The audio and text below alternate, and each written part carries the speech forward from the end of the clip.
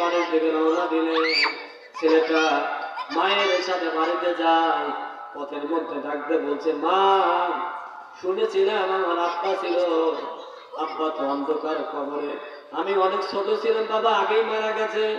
আমার বাবা যেহেতু বলেছে আমাকে কোরআনের হাফেজ বানানোর জন্য, আমি তো মা আজকে কোরআনের হাফেজ হয়ে গেছি।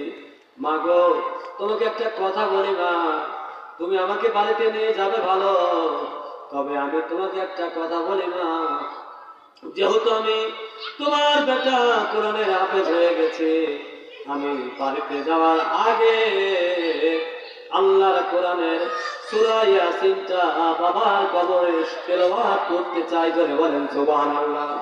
আমার মা আমাকে বাবার গোরস্থানে তুমি নিয়ে যাও, বাবাকে কোথায় মাটি দেওয়া হয়েছে।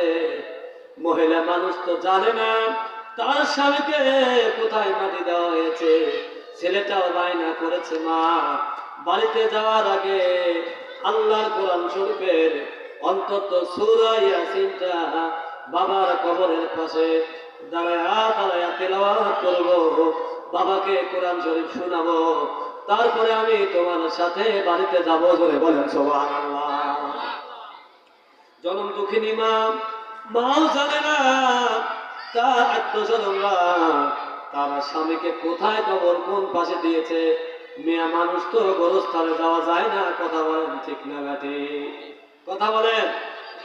এবার জনম দুঃখিনী মা ছেলেটার কথা বুঝতেছে, বাবা চলো আমি তোমাকে কবরস্থানে পৌঁছায়া দে, তুমি তোমার বাবার কবরের পাশে সূরা ইয়াসিন পড়ে তারপরে গোরস্থান থেকে বের হয়ে আসবে, তারপরে তোমাকে নিয়ে বাড়িতে যাবো। ধরে বলেন সুবহানাল্লাহ।